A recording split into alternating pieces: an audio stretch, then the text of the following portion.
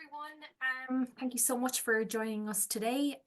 So today marks the first day of the Elevate webinar series, and we're so glad that you can make it. My name is Cleena, and I'm the Events and Client Success Manager here at SmartSimple, and I'm joined by Steph Schilling from Headwaters Foundation. I so appreciate you being here today, Steph. We had such a great response from all the client presentations at Elevate, so we just knew that we had to get you back to present to us again. So just before I head over to Steph, just a few housekeeping items. We'll have a few minutes at the very end of this webinar to answer all your questions. So please do submit them in the Q&A box at the bottom of your screen. And without further ado, I'll hand over to Steph. Thanks, Cleta. Thanks everyone so much for being here. And I will just go ahead and get started. All right. I guess I'll start with the goal for today. I think my goal for our conversation today is I'm hoping that you will see something in my presentation that you can take back with you and use in your own instance. So what we're going to do today is I'm going to talk a bit about Headwaters Foundation and how we do learning and evaluation. And then I'll show 3 of the UTAs we've built in our system. And of course, feel free to put questions in the chat and we will answer them at the end. I'll do a little disclaimer and say that we are always a work in progress and we don't have everything figured out. I'm going to show you some stuff in our system that's pretty cool, but we're constantly iterating and changing, and I'm guessing in a year things are going to look different. So yeah, I'm here to learn as much as the rest of you. So Headwaters Foundation, we are based in beautiful Missoula, Montana, where it has currently warmed up to -3 degrees Fahrenheit. We are a healthcare conversion foundation working on systems change for children and families in Western Montana. We're relatively new. We started making grants in 2018, and we're relatively small. Up until now, we've made about an average of $5 million a year in grants, and we have 8 staff. However, in December, our board just approved a new strategic framework, and it's really exciting because we are a systems change funder, and they approved a 10-year strategic framework, which systems change work takes a lot of time, and you can't really go and change things every 5 years. So it's really exciting for that way. And it's also really exciting because we're essentially doubling our grant making. Over the next 10 years, we'll give about $100 million in grants. So really exciting changes happening at Headwaters right now. My role at Headwaters is I've been at Headwaters for exactly 5 years now. And I started as the office manager, and right now my role is I am our grants manager, system admin, team of 1. I help with learning and evaluation, which I'll talk about today. And I'm the board liaison, and I also help with finance stuff. So that's a lot. So we at Headwaters like to run a small staff, and so we use staff extenders. So I'm just going to quickly shout out the folks who have helped me build the system that I'm going to show you today. Lisa Nespeka from ChangeVantage Consulting has been hugely helpful to me. When I started as a grants manager, kind of one of the first things I had to do was change our entire reporting process from, traditional reports to conversation-based final reports. And Lisa helped me, trained me how to create applications and do things in the system and really helped me with that. And she's just always a great thought partner, really great with change management. And then the UTAs that I'm going to show you today, I work with eTrans Services. Jamie Neal over there is my person, and she is so helpful and wonderful. Again, with the thought partnership, I can kind of go to her and be like, I need to figure out how to do this. And she can, help me brainstorm ideas of how to do that in the system. And they also have that like really technical coding knowledge that I don't have. So they are definitely crucial in building the UTAs I'm going to show you today. So back to Headwaters Foundation, we are really our values are here, and we're really a values-driven organization, and that's because we're a trust-based philanthropy organization. So Trust-based philanthropy has gotten more and more popular, so I don't really need to tell you much about it, and that's great. Sometimes it can get a little reduced down to like multi-year general operating support, and those things are wonderful, and we should all do them as much as possible. But really, at its core, trust-based philanthropy is a values-based approach that's all about advancing equity, shifting that power dynamic that exists in philanthropy, where we, the foundations, have the money, so we have all the power, and the folks on the ground doing the work have to kind of answer to us. So it's about shifting that power dynamic, and then also about building mutually accountable relationships. So what that means is it's present in everything we do. Headwaters, we're a very relationship-based organization. Like I said, our grant reporting is all done through conversations, and our program team are on the ground in the communities, meeting people, building relationships. We also really focus on internal relationships and spend a lot of time in staff culture work. Trust-based philanthropy is also present in like our HR policies, the way the CEO interacts with us, the way the board and staff interact. All of these are trust-based is just present in everything we do. And what I would say that means for me as a grants manager, one of my takeaways has been to always start with our values and build our processes and systems from there. Basically, don't let the limitations of the grants management system or other processes hinder and affect your values and the way you want to operate. And ultimately, that is why we started with SmartSimple.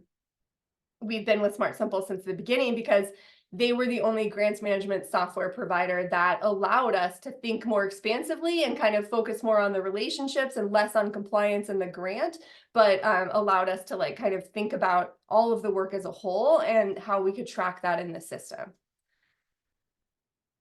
So, water. So a question that we often get with trust-based philanthropy is, how does your learning and evaluation, how does your measuring, evaluation, and learning, whatever you want to call it, how does that look with trust-based philanthropy? Well, in traditional philanthropy, I think we know like the foundation sets the metrics of success, and then nonprofits must track those metrics and prove that they are meeting them. And our CEO has decades of experience in philanthropy, mostly as a program officer, and she saw that that didn't work. She saw that the nonprofits were kind of telling the foundations what they wanted to hear, but having to kind of do their own separate evaluation because they defined success different than the foundation did. And so she saw it didn't work. So we're a systems change funder, as I've said. And so we wanted to create a theory of change that would clarify what needed to change and not what we thought needed to change, but what the community thought needed to change, and what everyone hopes to see as a result of those efforts.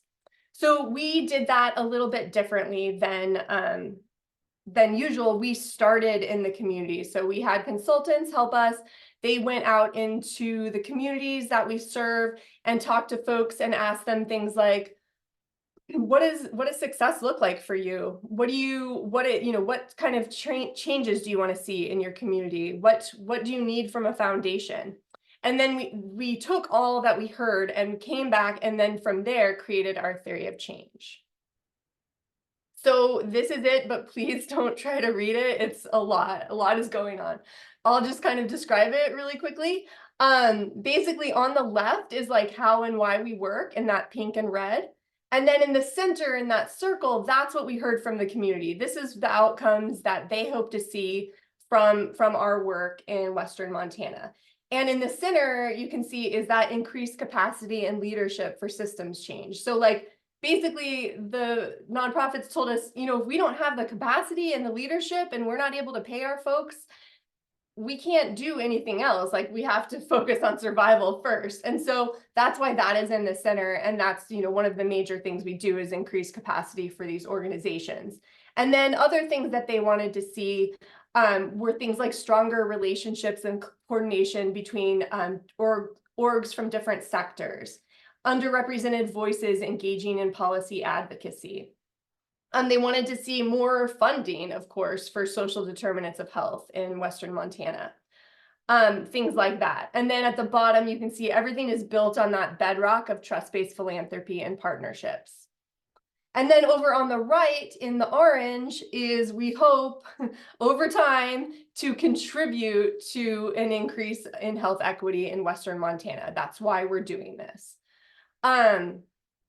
So when we created this theory of change, we also created a learning and evaluation framework that kind of helped us answer the question of why are we doing this evaluation? What is the purpose? And it also, from there, we created a learning book, which is how we share out externally our learnings. It's internal and external, but it's how we share out what we're learning every year with the community, with the board. It's on our website. And these are the reasons why we evaluate, and this is how our learning book is broken up into categories. So we evaluate for accountability. I mentioned earlier, that's a major part of trust-based philanthropy, is that mutual accountability. And so we don't just expect, we want to be accountable to the nonprofits, to the community, to our board, to ourselves. And so that's really important to us. And so we put that up front. And I'll talk a little bit about that more when I show our Beyond the Check UTA. And then the second reason why we evaluate is to learn about progress towards those outcomes that I just showed. We want to know what's happening around those outcomes. And that is mostly narrative data. It's qualitative data, it's stories, things like that. Because again, this is systems change work. So, we're not, unfortunately, like counting how many people we serve or anything like that. We're more like learning about what's happening and then kind of relating that to the outcomes. And then and I'll talk more about that when I talk about our outcomes UTA. And then the last reason why we evaluate is to track long-term health metrics. And this is externally available population level data that we just kind of keep an eye on. Things like data from like kids count or the census, where we're not like attributing our work to changes that we see there, but we're just kind of watching to see what happens in those population level data. And if we see some changes, then we can kind of dig in a little deeper, see what's happening, possibly change our grant funding, but it's more just like a monitoring, kind of seeing what's happening. So let's go back up to the top and learning for accountability, and I'll talk a little bit more about that and how we've measured that.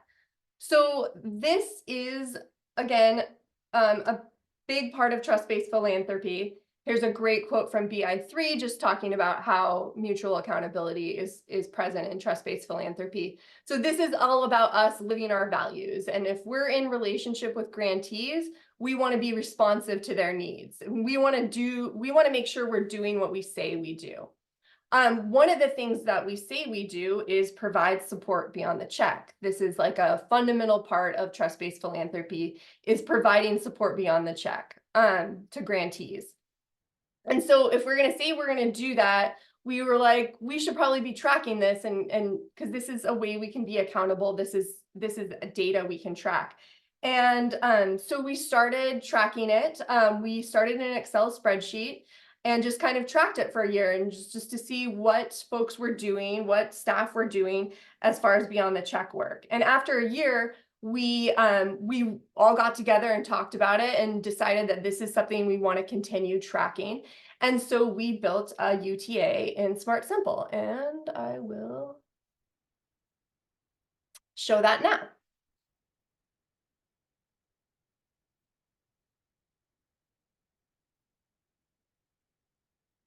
So today I'm going to show a combination of live demo and some screenshots, just because it is the beginning of the year. So a lot of things are empty. You can see, thanks Ashley for entering your Beyond the Check this year, but she is the only one. There's just not a lot of data to show. So I'll show some screenshots as well. But so this is our Beyond the Check UTA. It's really simple, just L1s. And each L1 or each type of L1 is like the different categories that we've kind of decided that we're going to break our Beyond the Check up into.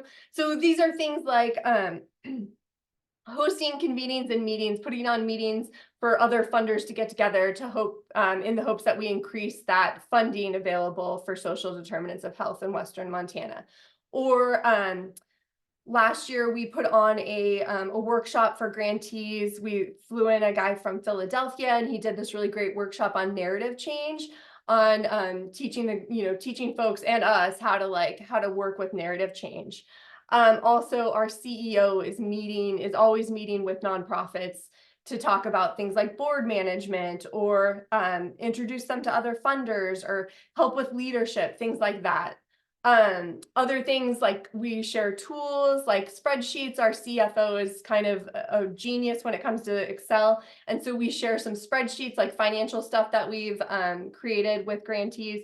Just anything we can do to make their lives easier and provide that support outside of the grant. Also, things like setting them up with our legal counsel to give our legal counsel is she's really incredible and has a great way of not getting too bogged down in the compliance and legal part of things, and like, what do we need to do to make everyone able to do their work in the easiest way possible. And so we often have her talk to our grantees about if they want to get their own 501c3, things like that, and then we pay for that service. So our Beyond the Check UTA, we enter all that I was just telling you about here. And each type has slightly different questions. I wanted to make this as easy and simple as possible for folks to enter the data, because I wanted them to enter the data. So like the blogs one has a little bit different. So if we publish a blog externally, or write a letter to the editor, or things like that, we like to track that here. So go back to this one. So I'll just run through this really quickly. We use SmartSimple as our CRM. So kind of a cool feature of if you track other things outside of the grant in your system, is you can kind of connect everything in the system. So we can look at Beyond the Check in our Beyond the Check UTA, or I could go to this grantee and say, oh, hey, look at this. We provided them with 27 Beyond the Check over time, and we can then dig in a little bit deeper to see what this was. Just another way to look at things, and just something that I thought was pretty cool. So then it's a pretty simple UTA again. And then again, this work is contributing to the outcomes in our theory of change. And so we did a linked list view where you can link your Beyond the Check with whatever appropriate outcome or outcomes. And this connects it to the outcomes UTA, which I will show next. So yeah, that is our Beyond the Check. We do have the system sends out via workflow an email to staff on the first of every month saying, hey, please enter any Beyond the Check that occurred that month. So that way folks remember to get their stuff entered. All right. And then I am going. And just some very ugly data visualization, but here is just some examples of like how we look at that data. So looking to see how our Beyond the Check work contributed to the outcomes in our theory of change. And then, the thought partnership that we're providing, who are we providing it to? And say, this was like billable time and we are billing folks for this. How much are we kind of saving the nonprofits? This is just kind of data that we look at and show our board, and sometimes put in our learning book, just so we kind of have a better understanding of what we're all doing as a staff for our Beyond the Check, and how it can improve. So, okay. So what I'm going to explain what this is, but basically, as you from our Beyond the Check, we have we enter the outcomes, we connect the Beyond the Check work to the outcomes, and then we also have In Submission Manager, we have applications and reports, and those are connected to our outcomes. And then we have surveys. We have all sorts of basically we have all sorts of data kind of coming into the system that's connected to our outcomes. And so we wanted a way to look at that on the outcome level. And so we built this outcomes UTA. This was built from the idea of a goals tracker. It's kind of a standard, I don't know if you would call it standard, but it's like it's a standard SmartSimple UTA that you could see if you ask Greg for a demo. And ours looks like this. This one I'm going to do screenshots because it's pretty empty right now because we haven't really closed out any grants. Grants and stuff kind of get connected to this UTA on closed status. So again, it's a really simple UTA. Each outcome is a type. And again, just L1s. And then when you go into the outcome, you can see a little bit more about it. So for example, here's like the learning questions for this outcome, just so we kind of keep that in mind when we're entering data. And then you can see like the various or you could click in to see the linked L1s, linked reports, or linked applications and linked reports for that have been connected to this outcome. And then each tab has slightly different data. So we're pulling data into this outcome from formulas and reports, and then also that linked list view that you saw in the Beyond the Check. So here's kind of some more of those tabs. So you can see here like the different types of reports broken down for this outcome. Here is that narrative data that I was talking about, all of that qualitative data. This is final report data that has been connected to this outcome. And so that way we can kind of look at it and just kind of see what's happened across all of our grantees for the year on this outcome. And then we do have a little quantitative data, things like we ask grantees if they've experienced an increase in staff capacity. And so we track that here. This we actually stopped asking because we realized it was kind of not at all useful, but that is there. I do think a learning that we've had from doing this for, I think it's been 2 years now, is it can be a little hard to track outcomes on the grant level. Like outcomes are they're a little bit bigger and things are happening in the grant, but it's our program team gets a little sometimes has a hard time picking out exactly what is happening from that outcome in one individual grant. And we're trying to think of a way to kind of pull up and do this at a higher level. So look at what's happening by outcome kind of over the whole grant or by portfolio. So that's something that will probably change here this year.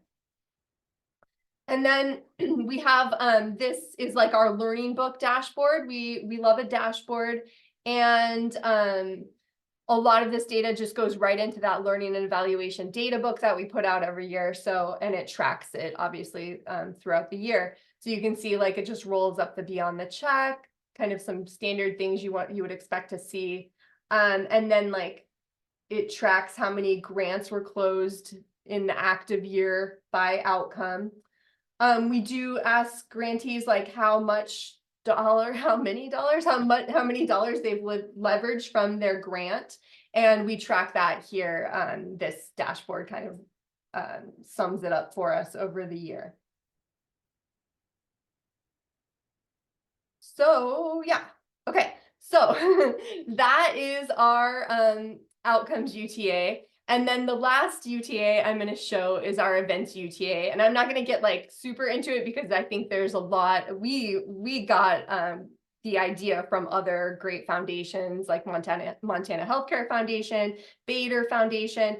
The events UTA is a pretty normal one to have, but I just wanted to share. We had kind of a cool thing that we figured out as a way to make it work. So anyways, when we're in relationship with grantees, we heard that there is not spaces in Western Montana to have events, to have meetings. And we actually experienced this ourselves. You would be surprised at how few places in Western Montana have like a functioning Zoom, like have a functioning video screen where you can have a meeting and do a Zoom. So we bought right in the beginning of the pandemic, we bought a building in downtown Missoula, a nice historic building, and we finished remodeling it at the beginning of last year and opened it up. The top floor is our offices, and the bottom floor is an event space.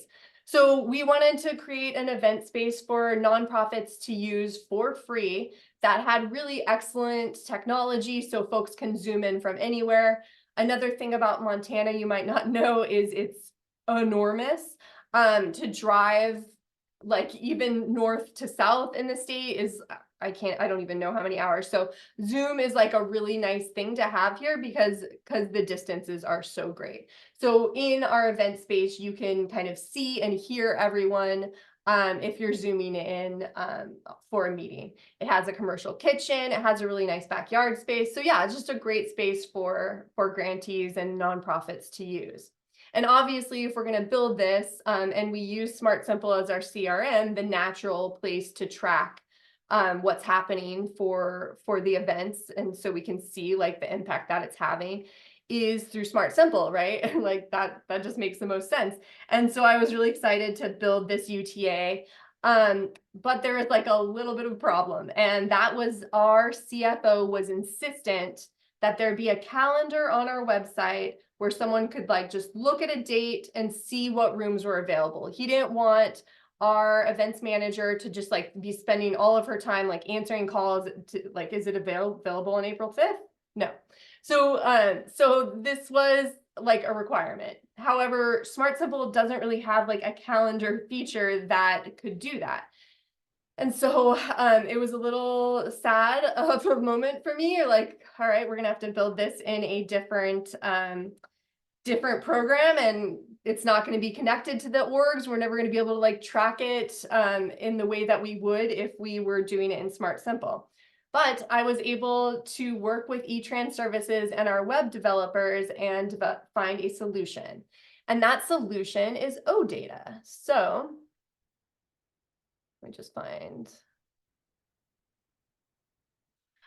So here's our website. So basically, I'm sure you're probably familiar with OData, but it's just a report in SmartSimple that is giving information about different events or about all the about events in different statuses. So things like time, date, room. And through OData, that report just feeds to our website every hour and tells our website essentially what's happening for events. So we can then have this calendar that is connected to SmartSimple in a way. So you can just click on a date, just like our CFO wanted, and then you could see, okay, well, today or tomorrow, it looks like only this small room is available. So you could click in here, just confirm. And now you're in a web page view form or whatever this is called that I never remember the name of. But basically, this is a web page view form that once I fill it out and hit submit, then it will go into SmartSimple.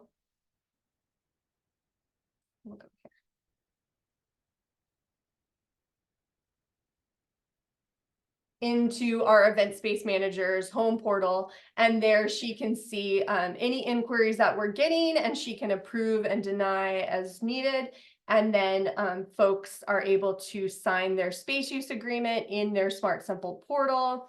The system after event moves, the system automatically closes an event and moves it to completed status the day after at 9 a.m. And then at that point, the system sends out a survey to the event host to say, to ask how things were going.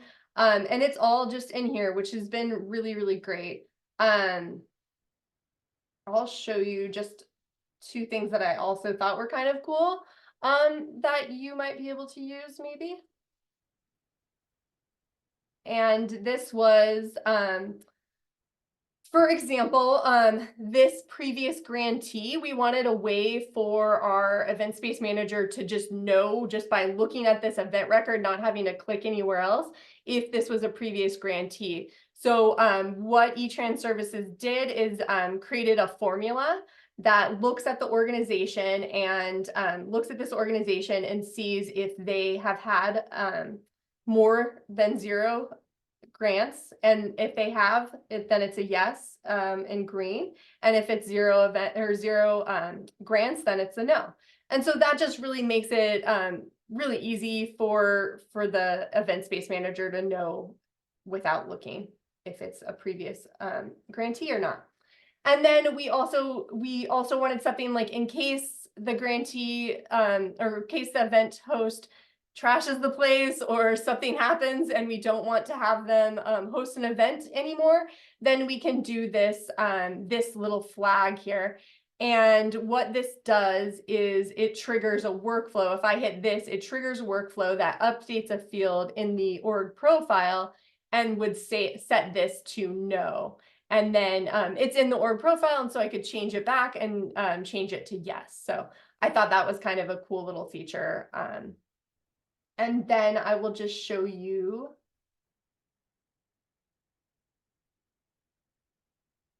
for all of our events we have. Again, we love a dashboard. So we're just track how many events we've had so far this year and how many attendees, and then just the survey responses that we're getting back. And again, how does this relate to the outcomes in our theory of change and our issue areas? So yeah, that I think is, I'm going to stop my share and see if there are, oh, we actually, hold on, just kidding. I'm going to share again really quick.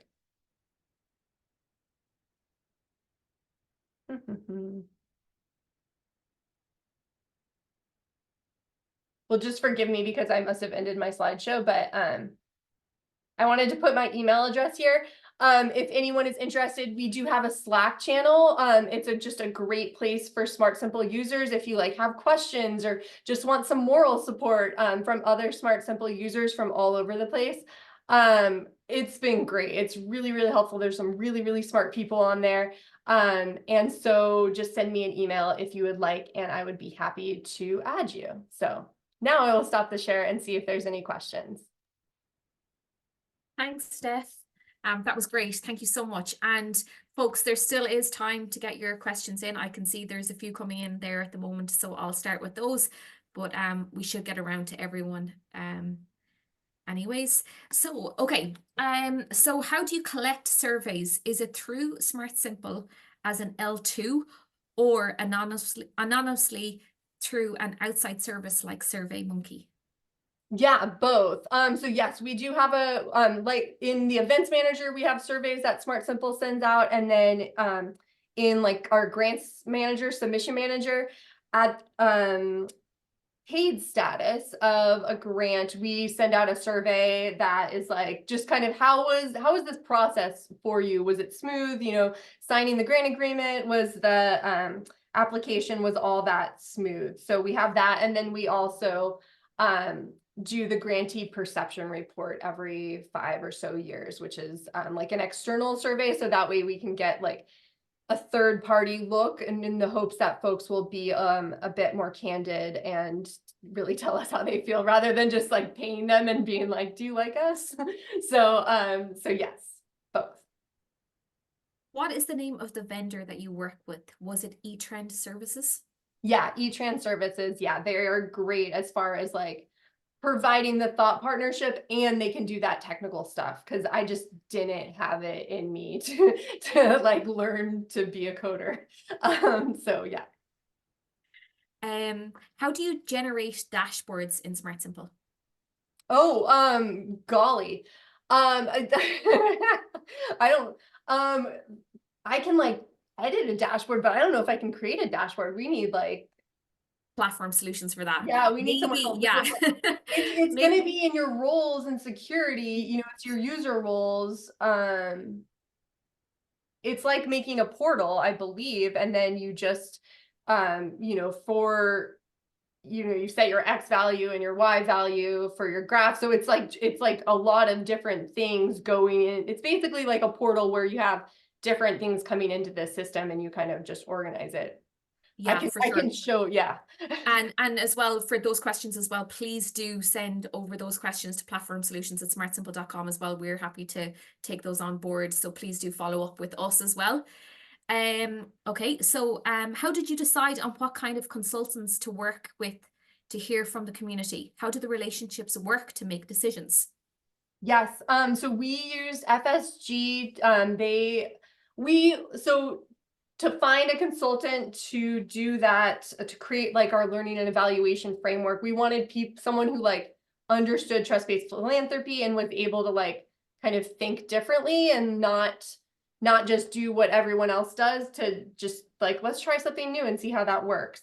So just like a lot of talking to them and getting the proposals, getting the scopes of work, and kind of just seeing who seemed like the most flexible and the most willing to think differently. What was the second part of that question? Scroll down, sorry.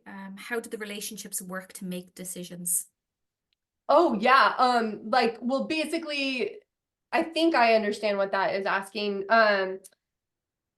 The FSG went into the communities and talked to, we always kind of put their feedback first, the community's feedback first, and really just created the theory of change from there. It does seem to work out pretty well. There's not really instances where we're like, we disagree with them completely, you know. So we didn't really have to encounter that. I think there's some of the I think there's one outcome in the theory of change in particular that we've kind of struggled with, because it's the service availability one, increasing service availability. And since we're a system change funder, we've had a hard that obviously came from the community and that's important to them, but we have had a hard time like kind of connecting that to the systems change. But I think it all comes back to like, if you're offering services to the community, then you're in relationship with them, and then from there you can build them into like folks who would go and speak in front of the legislative session or things like that. And so I think that's kind of how we're looking at it. But that one has been a little bit difficult for us, I guess, if that helps. Are there incentives for the grantees to come back to the system after the project has been finished? To come back into SmartSimple. Yes. So yeah, we don't really do. It's amazing how if it's like a survey, it's been amazing, our response rates. Like we usually get like over 70% response rates from surveys. I think because of that relationship, they know we'll listen. I think, if they know you'll listen, then they tend to answer a little bit better. But other than that, there's really no reason for them to go into the system, because we kind of do all the work. We have the conversations, and then we enter the data into the system that way. So they don't really have to go into the system. Yeah. Okay, And the last one. surveys are like a link, like Yeah. SmartSimple sends out surveys that are a link. And so you don't even really have to go into the system. Then you just click the link. Yeah, for sure. Okay. So last one, unless you want to, anyone else wants to ask any more questions, but how does your organization approach outcome tracking? Is it primarily managed within the system, or do you often rely on external methods? Yeah. So that again, that is something that it's in the system, and it's also it's so much narrative data, it's so much qualitative data. So unfortunately, I think a lot of it kind of tends to live in the heads of our program team. Like it's in the system, but then when it comes to creating that learning book, it's hard to find time to analyze properly all that qualitative data. So that is something that we want to work on. I think we'd like to incorporate the AI into SmartSimple, so that way, that could just happen there. I think since we're already pulling all the data for each outcome, I think then this, AI could just summarize it for us, and that would be a beautiful integration. So that's kind of what we're hoping for, because right now it's a little overwhelming and we just don't have the time or the staff really to do that. So that's something that we're looking at changing when we're making all these changes this year. Oh, okay, great. Oh, sorry, I think we have one more. Sorry, I'll just scroll down. Okay, sorry. When deciding to use interim services, how how are they chosen? How many external partners does your organization have? Um, I'll just answer the last part first so I Yeah. don't forget. External partners like grantees, yeah, I think. Yes. Okay. Yeah, I think that's right. Yeah. At any given time, I mean, at any given probably it's probably 130. Um, at any given time, we have a smaller grant program, which is our Go grants, which are really fun and cool. And that we give about 70 of those annually, and then we have our other grantees. So yeah, at any given time, I'd say about 130 external grantees. And then with the events now, that's bringing in folks that, aren't necessarily a fit for our grant program, but they are able to have space, to have an event at our space. So that's bringing in more people. So that's kind of cool. And then e-trans services, I found them from one of these webinars and I thought what they were showing an events UTA that they had built with our friends over at Montana Healthcare Foundation. And so I was like, oh, that's cool. And so I started talking to them, and the thought partnership is what I really need. I'm a team of one, and so it's really nice to have someone else to talk to that understands the system, that can like help me brainstorm things. And so that was crucial for me. And yeah, I think it just kind of worked. And Jamie is just, she's just truly amazing. She's just so good at her job. And it's like, so I'll basically, if Jamie is at eTrans Services, I will use eTrans Services. Fair. Okay, and then just a comment, Lisa says, outstanding session. So thank you so much, Steph, Yeah, thank you. for joining us today. Really appreciate it. Great questions, everyone, as well. Thank you so much for being here. Like I said, questions like that around our platform, please do follow up with platform solutions at smartsimple.com. Steph, I don't know if you want to call out your email real quick again Yeah, there. yeah. Yeah, It's Stephanie S at headwatersmt.org. Should I put on the screen? do, for sure. Okay. Yeah, let me sure. Yeah, please feel free Yes. to reach out at any time. And if you're doing something cool in your system, I would love to see it. And please um, email me to join the Slack. And yeah, thank you so much. Thank you again. Really appreciate it. A recording, guys, will follow probably at the end of this week. So if you have missed anything, or if you just want to look back over again this webinar, I'll send out a recording at the end of the week. Steph, again, really appreciate your time. Thank you so much for joining us today. Thanks, everybody. Bye now. Bye.